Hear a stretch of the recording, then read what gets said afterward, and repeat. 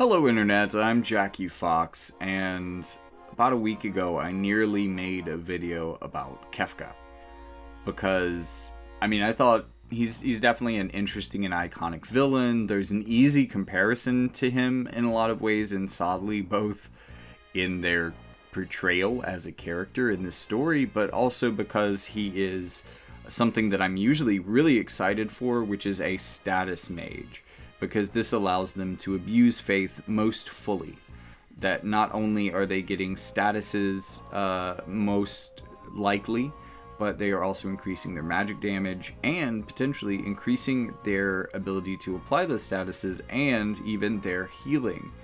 I was really surprised that in his sub-jobs he ends up getting an AoE heal. He does. I wasn't surprised by Disable, this seems completely in character, but him getting a huge heal is not something that I expected and makes him all around a unit that can abuse faith in every respect. That being said, in making that video I realized that what I actually wanted to talk about was Celeste. Because, first of all, Celeste is amazing. Celeste is always a unique character when she's launched in Final Fantasy games, and because of Runic, she is in this one.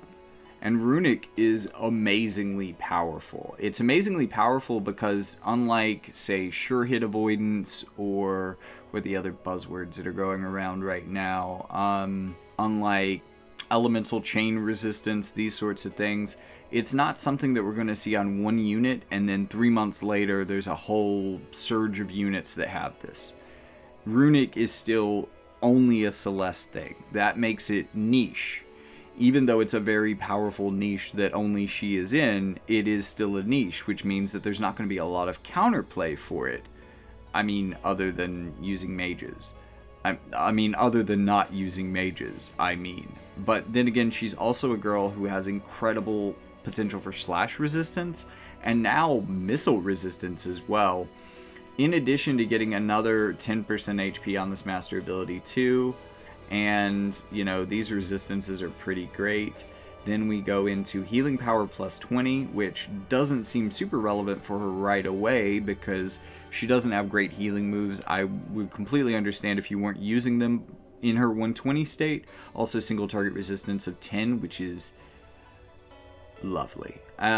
This is also, so I think the theory that I like the most for Celeste is the idea of running her with the survival best for another 10 single target resistance, and then maybe another source of single target resistance in your VCs to maybe get her up to, let's say, 40. Because then, after you've gotten her up to 40 single target resistance, while you're getting her hate, you also get her up to 65 single target resistance, which is really going to encourage them to use their AoE moves. And if you're going up against mages, welp, not only is that just going to waste their turns and give you more AP, but as her 140 upgrade, this skill will also give you the ability to absorb 30% of your damage dealt for the next 3 turns. Now, for Celeste, I find this to be particularly interesting and powerful when you look at Magic Burst and the fact that she's often running out. She's got her first turn gets her Runic, her second turn gets her single target resistance and hate. Now they're all going to be grouping up in front of her and trying to chip her down, which is great for you. That's exactly what you want them to do as a tank. And then having a diamond AoE that hits the panels in front of you exactly where they're probably going to be lining up to attack you. And even if they've gotten up in this space, she can always move backwards and then use this skill. Often around turn 2 or turn 3, this hits at least 2 members of the opposing team, if not more. Which is, first, great because it decreases their AoE resistance, which is even more relevant, I think, in JP now. But it also decreases their magic by 39%, which, playing to her strengths, again, not going to be relevant if you're fighting kind of a suboptimal team for Celeste to take down. But if you're fighting an optimal team, this is exactly what you want her to be doing. So now imagine this move, which has a decent modifier. And she's not like a DPS, but she's no slouch for damage.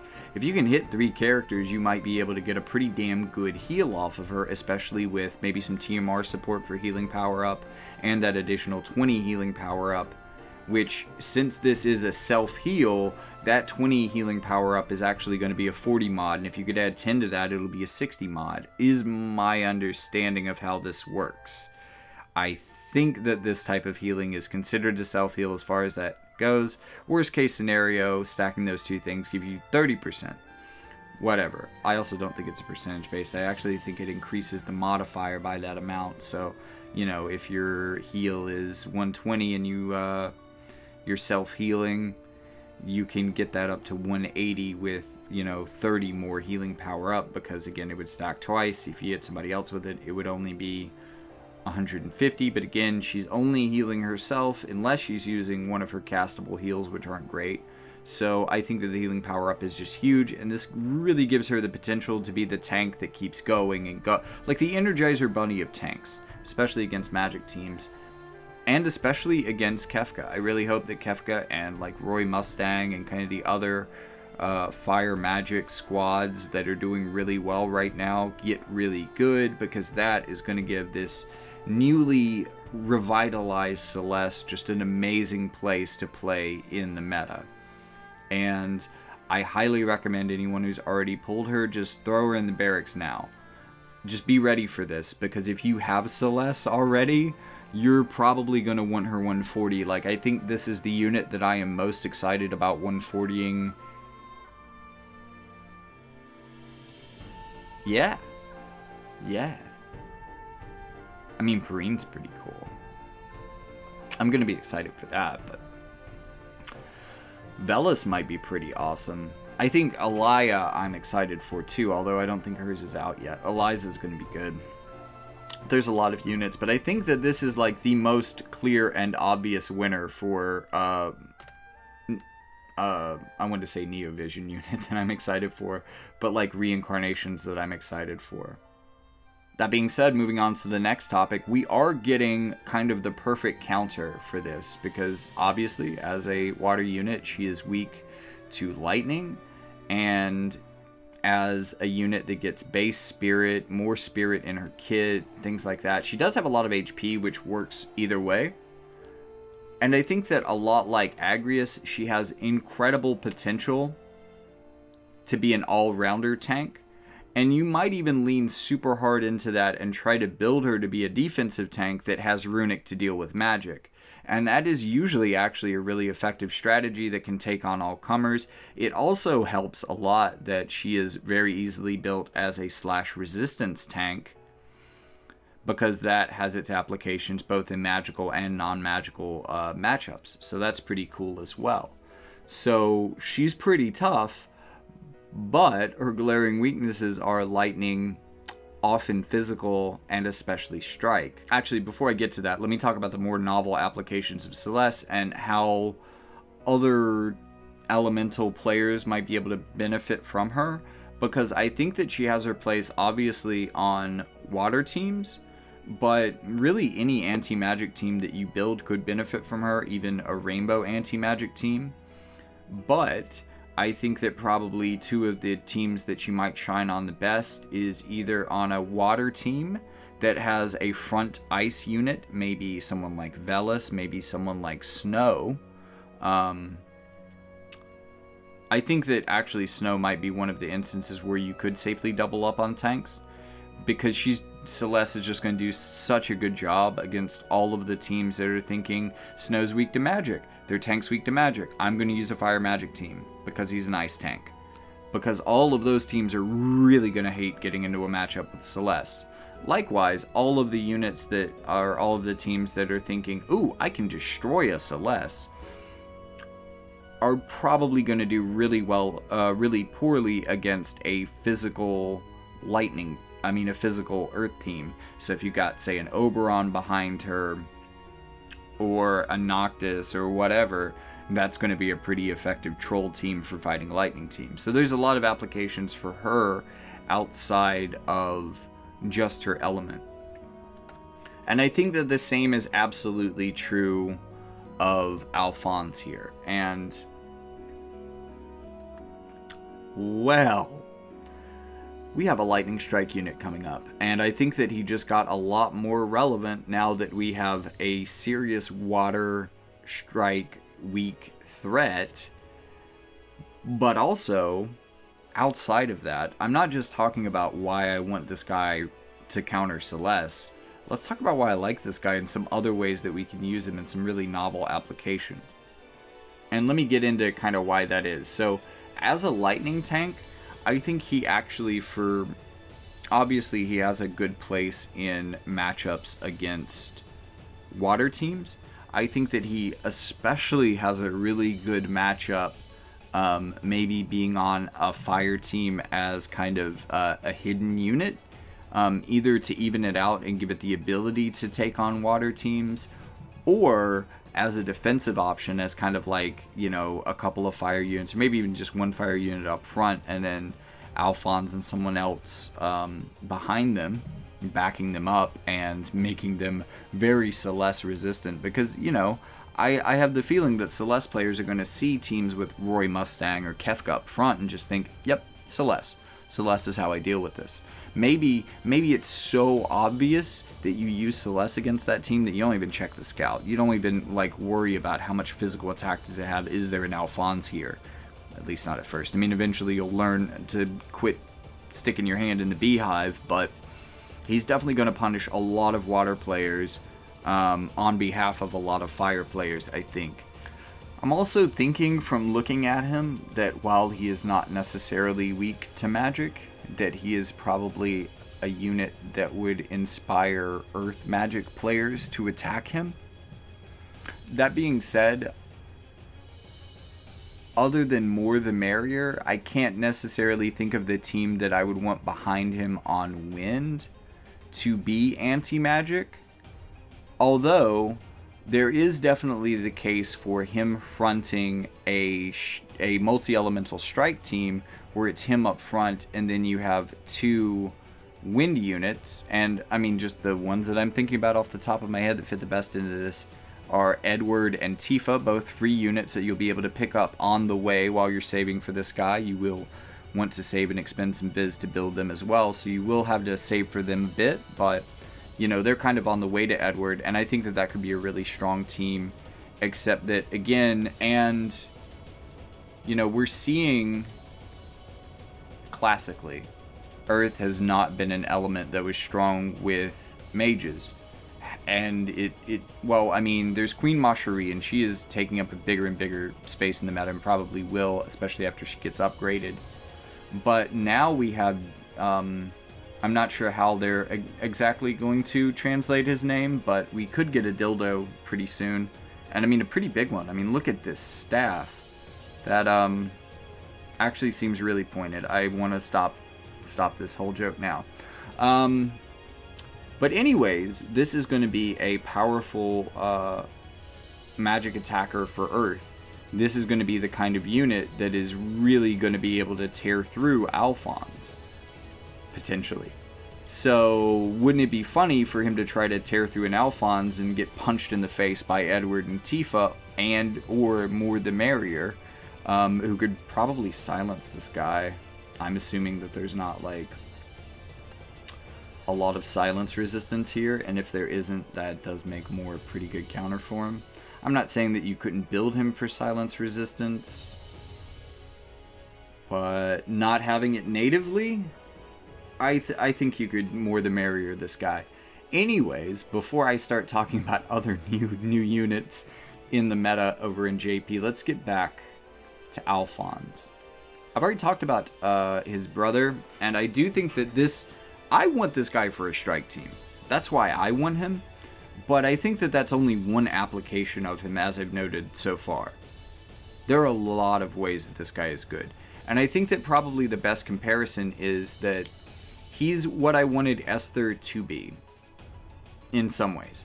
Esther is more of a DPS, and especially with her vision card, you really want her on a slash team because you can build a whole team for insane amounts of slash resistance penetration, and you've got a team that just destroys everything in front of it, right? But because that team probably doesn't have a tank, you're probably going to give Esther Taunting Blade, or maybe Vow of Love, or a bow tie, or something to give her initial hate, something to make her tank hits, because she's also by far the most durable unit on that team. And if you can effectively use hate with her to keep your other units like Lightning or Cloud safe, you're just gonna cut through teams like a hot knife through butter. The problem is that she wasn't really meant to be a tank, but this guy was. He's also probably going to be a lot slower than her, but whatever. And he has really good abilities, really good elemental chain resistance I mentioned earlier. I won't be surprised if we start seeing a lot more units with this in about a month in JP. I think they're kind of giving him a grace period for this ability to feel cool before they give it to everybody. I think this is probably going to be a little bit more common, in the way that I think last week's upgrades gave like 3 new units sure hit avoidance for 3 turns. So like everybody, at first it was just Yuffie, then it was Yuffie and Chunak, and now we've got people like Lamega who don't even really benefit from it that much, who have it. So, you know, and this is just another thing that makes Runic special, because obviously, if this is becoming a part of the meta, then we're going to see this with the word penetration right here. Elemental chain resistance penetration is going to become common for a little while, and then a year later we'll figure out some other way to screw around. But, like Perrine, he can dispel protect on his attacks, decrease critical evasion. This is a really cool move because it reminds me of like a lot of the benefits of Sentinel, or at least 67% of the benefits of Sentinel without the evasion loss, on a piercing move that has a 3-range AoE. It's kind of small. I don't necessarily like these AoEs, but it is worth noting that this is a piercing attack. And that's really cool because, again, he is a strike boy.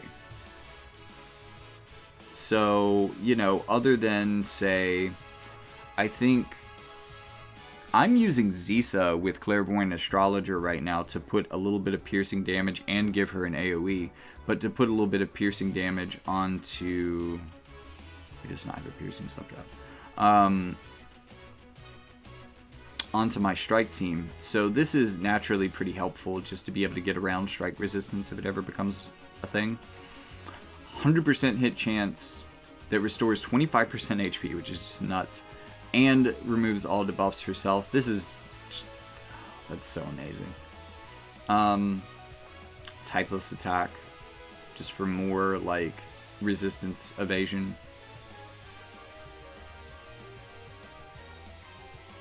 Increase healing power by 30. This is actually interesting if it can go off before this, because I think it modifies this as well.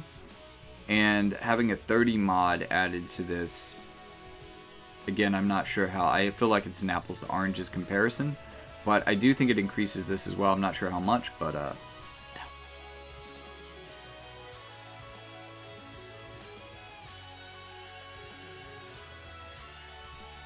also, likewise, Editor Jackie, you're going to have to get on this, but looking at his master abilities, not bad. Pretty great, actually. This is more than Celeste gets, so that's good. But, what? The physical damage, 15% per cell.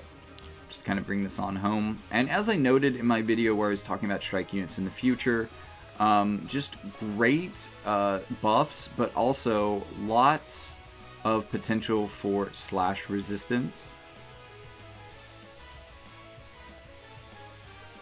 And kind of like Snow, he's one of these very, very brawler tank strike units, where this guy gets a barrier and defense penetration 50 for 3 turns on the same buff. That's nuts. Breaks physical barriers. Just eliminates counter chance. debuffing agility and attack, which is kind of reminiscent to Magic Burst on a smaller AoE, a lot closer to home. 50% attack boost on LB. Amazing. Not necessarily the unit that I wanted to see this on, but it has decent range, and that is a pretty high chance. You're not running him at high faith, so he really needs this to be a particularly high chance, or it's not going to happen. So does it happen? I don't know. I haven't seen a lot of footage of him in combat. But with all of that being said, before this video hits 30 minutes, which it very easily could, that's it. That's why I'm excited for Alphonse. That's why I'm excited for my water account to be pulling and saving for this unit, because I also, on my water account, run wind. And even though I am definitely still saving for Celeste on that account like a madman, I also want this particular unit for a non-lightning account just because of how cool he is. And I'm sure that he's one of those units that as soon as I have him, I will find a bunch of other ways to use him. But yeah, you can get an idea for some of the strengths and weaknesses of Alphonse. He's very, just like his brother, he is very capable against certain damage types. He does have a fair amount in his kit too that allows him to boost a lot of his attack power while also getting through opponents' defenses.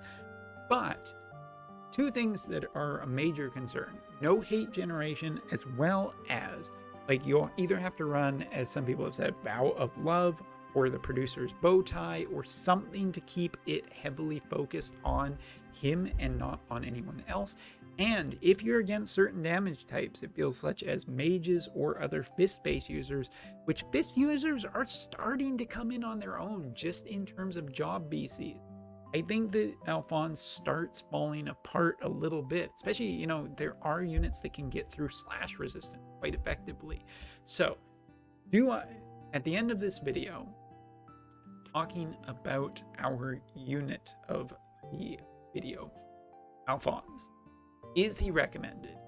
Yeah, I think that this is an incredibly strong unit, especially if you miss Snow back when Snow was out. If you take a look at passive skill of both character, you would find it funny that while Ed is a DPSec character, he's packed with a lot of resistant passive. Meanwhile, Al is also packed with a lot of ATK and damage up, despite being a tank character. That makes it so that both of them look very similar to each other. They both have a good survivability and strong firepower. However, in case of the Al, he's sure to be tanky than Ed since he was born a tank. For his equipment, there are Vital type with HP 600 over and M type with accuracy 15, Shield type with defense 14. In my case, I usually use the shield type myself. And then there is an exclusive buff for him with increased ATK 30%, chance of being targeted by 5, defense and spirit debuff resistance 100%, and increased HP for 15%. This is what makes our playstyle very similar to Snow, because they both are a more offensive tank with 10 hit. But Al is a level 140 character, which is higher than Snow and also have additional buff from this thing, while Snow is lacking his signature equipment. So move to reaction. Well, this is starting about the only reaction that he could use is the very ordinary reaction. Nothing new, and it's overlapped with the night reaction that is equally as bad. As for the buff, well, the first buff that he always uses first is the physical barrier buff. It's very important buff that he always uses it, and also increasing defense penetration as well. As you can see, both L buffs are similar to Snow since they are designed to be an offensive tank on a rushing gameplay. Defense penetration 50 for a tank unit is so shiny. Next one will increase slash resistance, AoE resistance, and elemental chain resistance. Not only that, it also dispel protect for 3 turns whenever he attacks. This buff is a considerable new mechanic because it is a soft warning that the era of team building based on weapon type is night. Because this one increases elemental chain resistance for 80%, it means that unless you are doing the type chaining, you will barely have any bonus at all. Though this skill has a clear weakness, that is it can be dispelled, especially against his older brother Ed that excel at dispel. Godzilla can be problematic too, but it's not very often for her to use dispel since it isn't her strongest attack. So we are moving to the attack.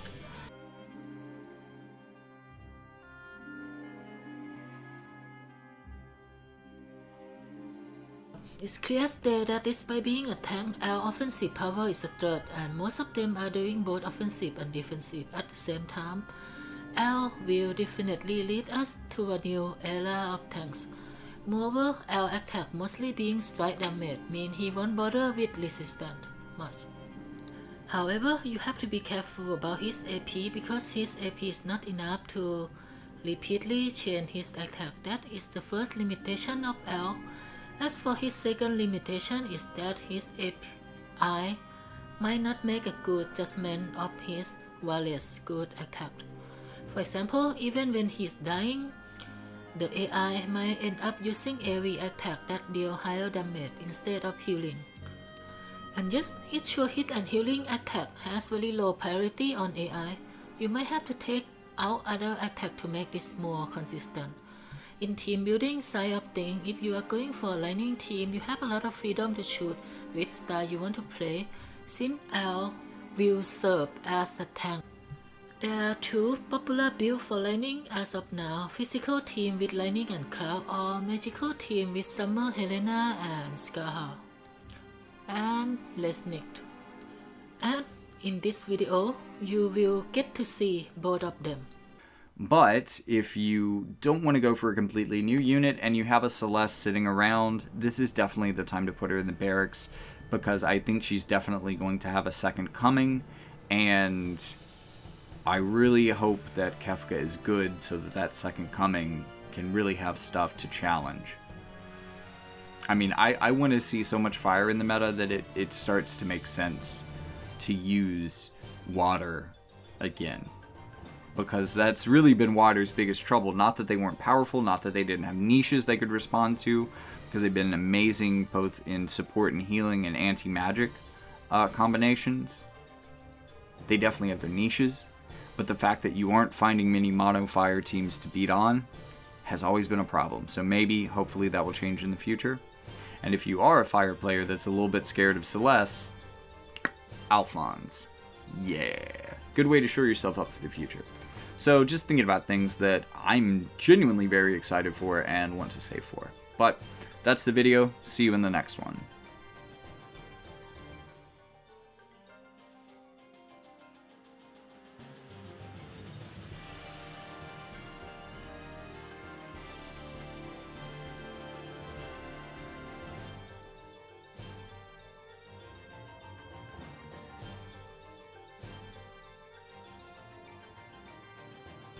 I want to say that, I haven't been doing a lot of extra WOTF research. I've been working a lot on stories about AI and just the terrible, terrible mainstream coverage of AI right now is ridiculous.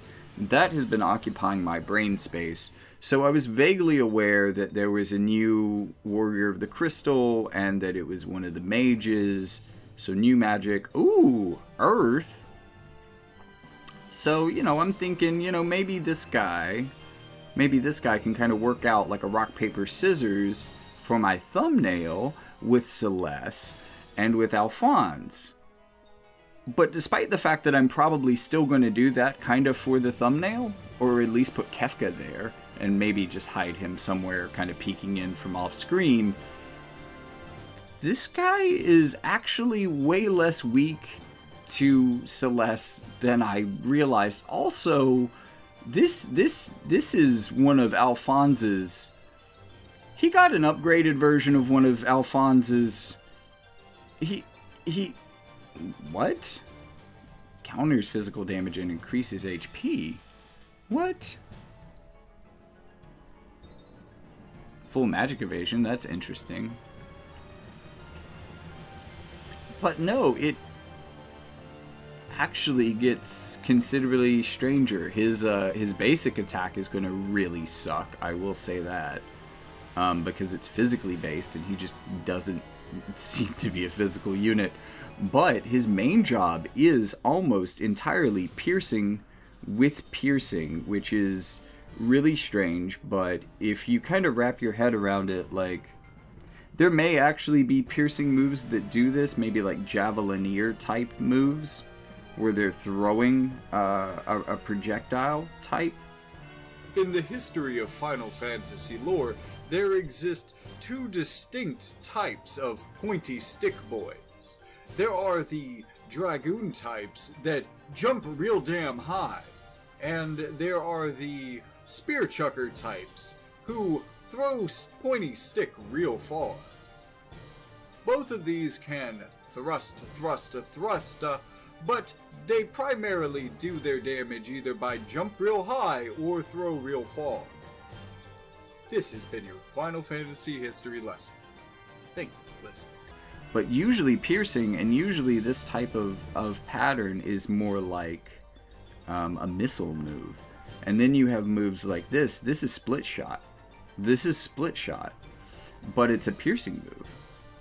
But it's a magical piercing move. And as far as I'm aware, like outside of some really super niche instances, magical piercing is not a thing.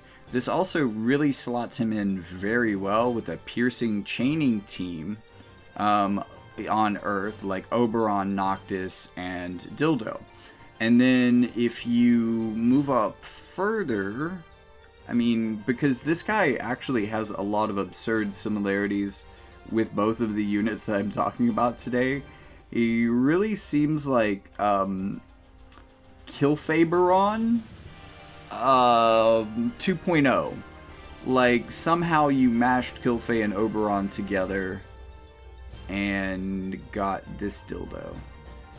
And honestly, like, I could keep talking about this for a while. I'm genuinely fascinated to know what type of unit this is. This is very Earth in a lot of ways.